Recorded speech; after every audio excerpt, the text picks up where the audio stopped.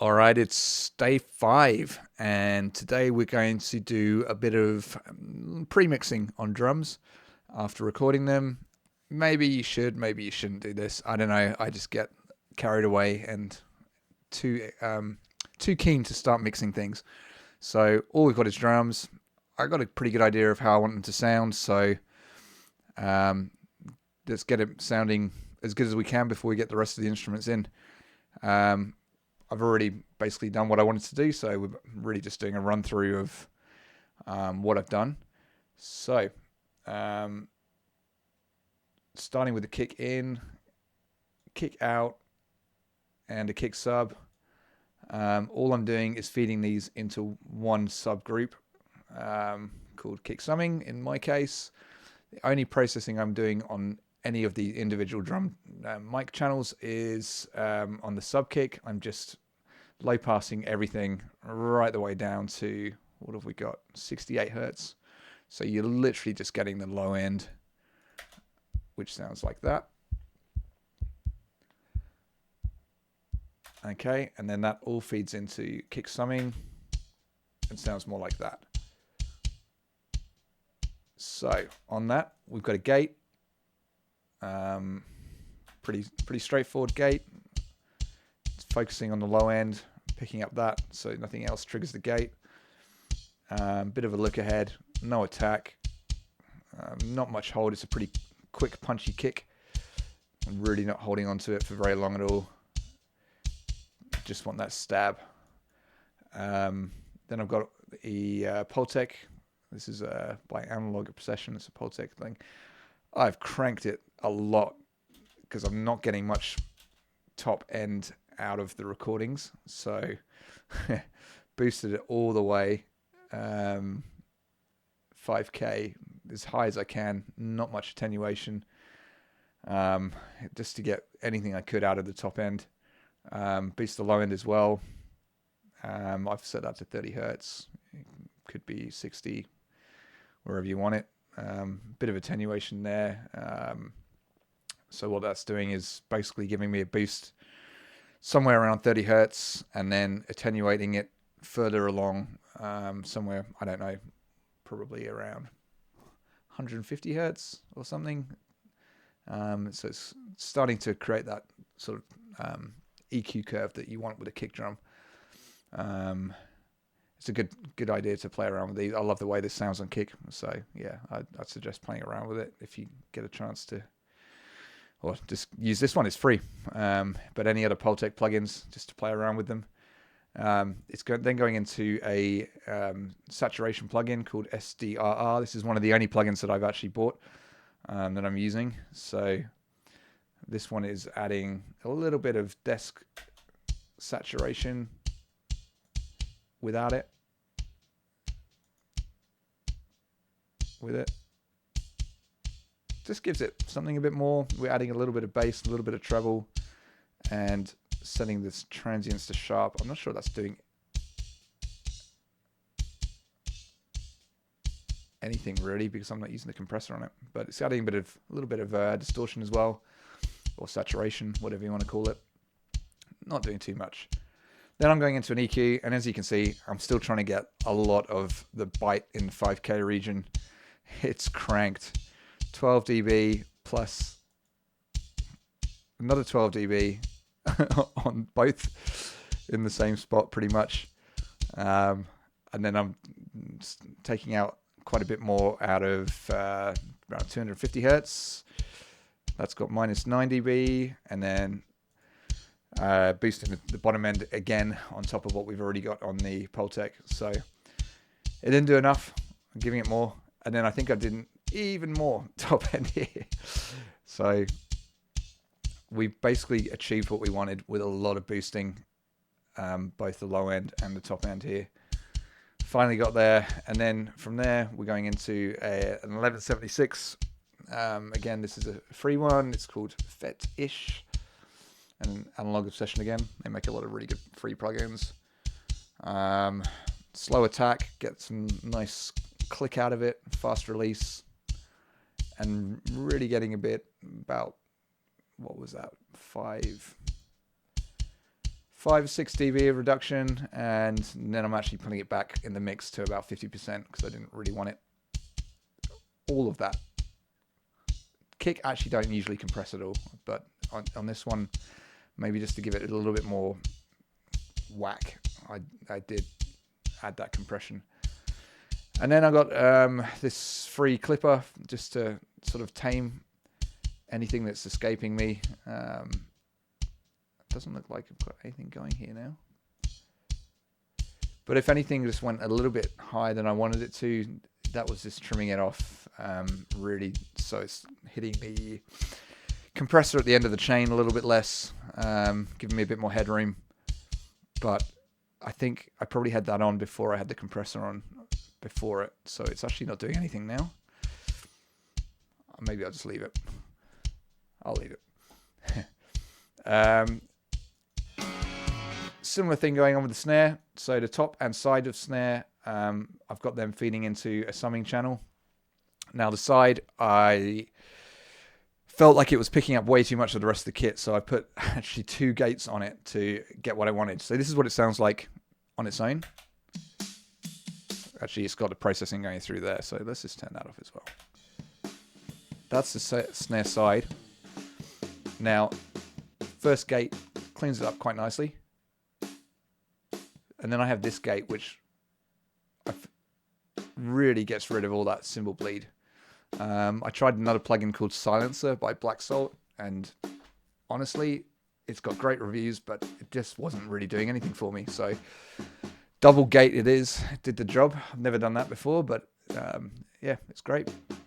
And then from that, I'm actually going into, with the snare top paired together, into another gate, because that cleans up the snare top, which also needed a gate, but I didn't put it on the individual channel. So that gives us this sound. So that's our fully mixed snare. After the gate, again, I'm going into SDRR.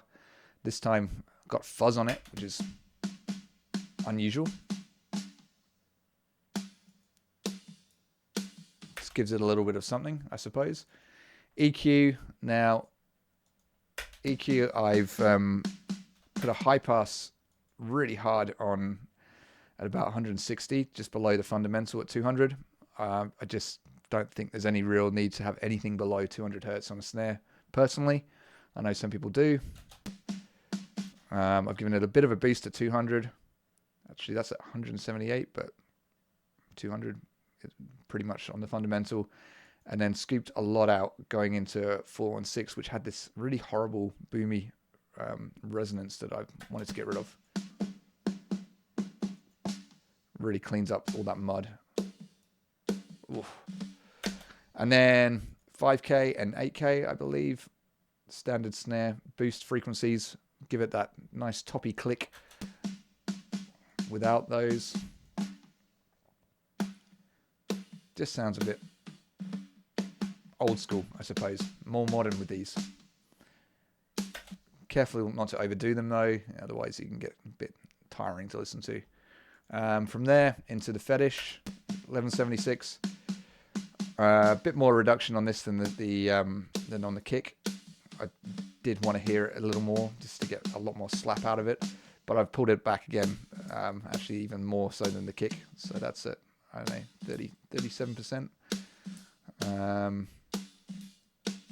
Without that, just doesn't quite have the same bite. It's just nice with that. It's good. And then into a plate reverb. This is the one that comes with Cakewalk. It's snare power plate, first preset. I've played around a little with these settings. And then I've played around with the EQ as well. So that was more important than anything else, just to get the right snare sort of body coming off the reverb. And then playing around with the wet signal to blend it to taste. Again, into a clipper. Is it doing anything? Doesn't look like it.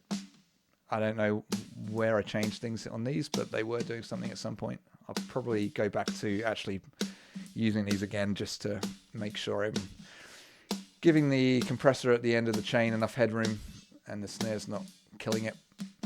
And then I've got another EQ after that, which honestly I think would be better off before the clipper. And that's again taking out that resonance even more than...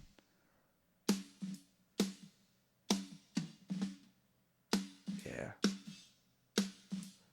Just cleans it up a little. Okay, I just want to go back here because Matt did not think there was enough kick going on with what we had. So I've actually added another kick sample in, which sounds like that. Now that's just being triggered using Cakewalk's inbuilt drum replacer plugin. It's picking up at 67 hertz, a trigger frequency there from the kick. And basically I'm just blending that straight into the drums. It's not going through the kick chain. And that gives us even bigger kick. He wanted basically a drier sounding kick than I could achieve without a sample. So that's the sound we've got without it. It's actually adding more room, if anything, than I had before. But it gives it something, and it's bigger, so let's go with it. I might end up adding a snare sample down the track. We'll see. At the moment, it sounds all right. Here's something interesting I've done. So I don't know if I'm going to use this in the end, but I was watching something on YouTube about, I think it was, I don't know, I can't remember. But it's basically a white noise, and then it's a gate that's being opened by the snare and allowing that white noise to come through by a set amount of time. So it sounds like that. And that's just adding a bit of something extra to the snare. Obviously, I can make that white noise sound longer by pulling out the hold and release times. It's an interesting one. I don't know if I'm going to use it. And then I've basically EQ'd it. Again, cut out all the bottom end, left the rest. And then I was going to use a pitch shifter on this to basically get it pitched to match the song. Now, I haven't found a free pitch shifter that I can do it with yet, but that'll be something I probably do down the track. Anyway, something to come back to and out of interest. Snare bottom, pretty standard, just got a gate on it, clean it up, and then EQ'd just to give us some toppy rattle, and then that's just blended in with the snare. It's not, I don't really use it much. Just giving it a little extra something.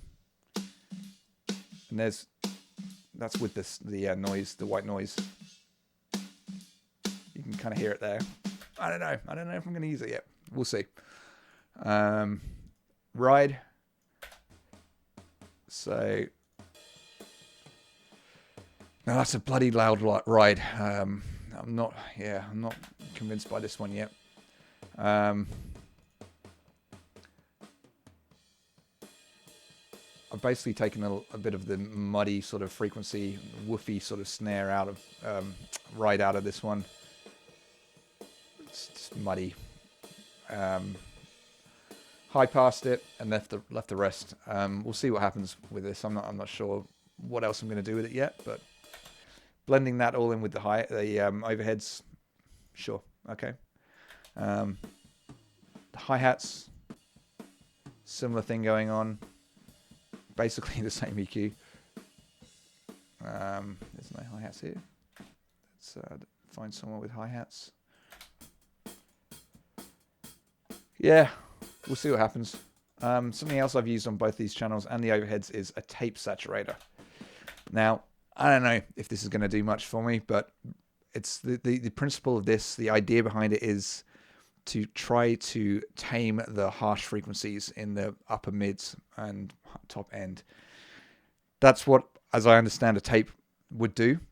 So I'm using a tape saturator to try and achieve that instead of using something like Soothe, which I don't have, or just trying to get at all the EQ frequencies and use this, which does give me a dynamic EQ, which is handy. So you can do something like this with it and find the offending frequencies. Say it's there. I could then pull it back and, you know, I'm hoping I'm going to get some effect from the tape saturator that's going to kind of just smoothen out all those offending frequencies. I don't know if it's going to work. I think probably it will be much less effective than having a real tape player to actually achieve that. And then I'm also going through a desk saturation with this, so it's double saturated tape and desk. Again, I'm pretty sure I'm doing all the same things with my overheads. They're going into overhead summing channel. Yeah, so look, a similar EQ, and I've actually tried to take out a little bit of harsh frequency there in the overheads. Again, tape saturator, desk saturator.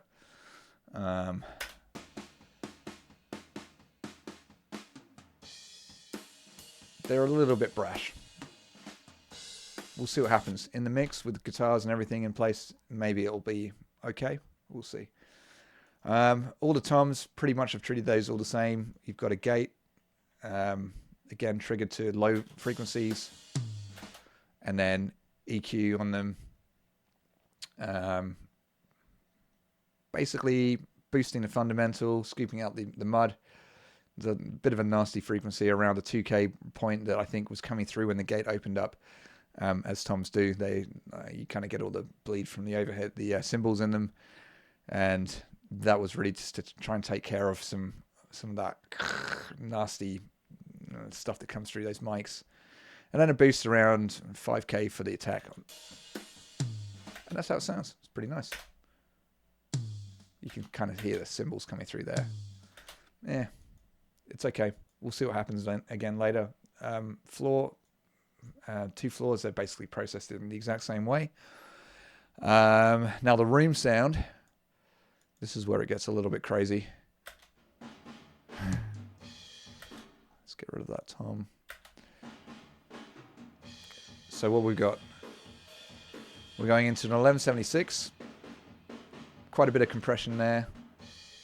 Fast attack, slow release, so it's basically staying compressed the whole time.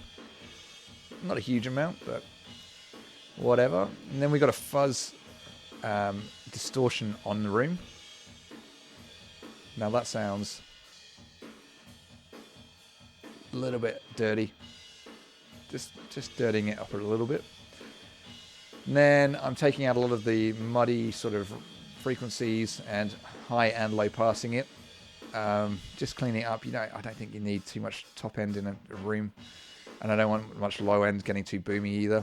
Keep the low end nice and tight with close mics. And then I'm basically, okay, so here I'm sending a snare into a gate, but I'm actually using the gate as an expander. It's a compressor. I'm using the compressor as an expander. So every time the snare hits, the room sound's actually going to come up. It's not hugely noticeable, but it's something there. And that's basically giving me more snare room while leaving the rest of the kit sound unaffected to an extent. And then I've also got a tape saturator on here again. And then with this, I'm feeding all of the room into 3 different reverbs. These are using the Convolugy IR loader, and I'm using Bricasti impulse responses. So what those sound like, that's a close room, that's a far room, and that's a wooden room, and all blended together. It just makes everything sound bigger, basically. So I learned that one from CLA. And we talked about it a bit and said, oh, like this room sound's not really a room sound when you're adding all these extra reverbs to it, but I guess that's what they do, and it's what I do now.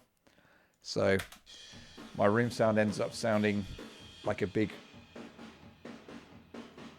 reverb unit. It's actually not adding that much at the moment, but that'll probably come up later. So that's the drums pre-mixed. And as a whole, the drums sound like this.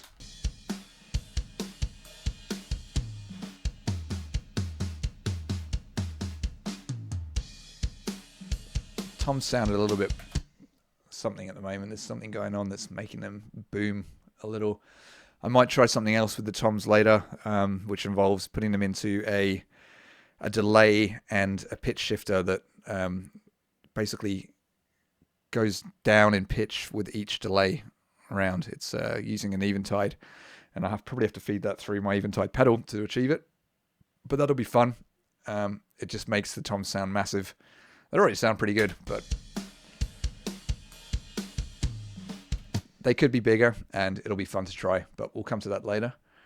I have played around with guitars a little bit, just looking for the tone I'm after. Basically, I'm not there yet, but let's just have a...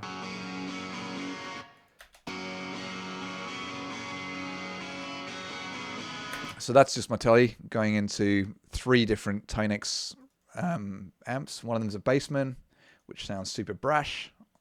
Oh, but that blended with a JTM and what is it, an FTR.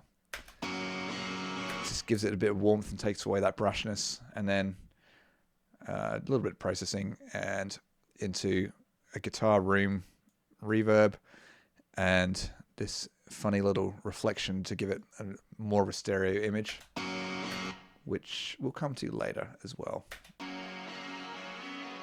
Sounds like that on its own, but with the guitar, just gives it something. And the guitar room also giving it a little bit more ambience. And that's how far we've got. So next up usually would be bass, but I think we're probably going to end up tracking guitars for this song first, just because Jack's probably not going to be available to record bass just yet. And yeah, we'll come to that probably this weekend. So hopefully we'll have guitars down by the end of the weekend. I can start mixing them in. Obviously without the drums, without the bass and vocals, I can't get a properly finished guitar mix, but we'll get there. All right, we'll catch you next time.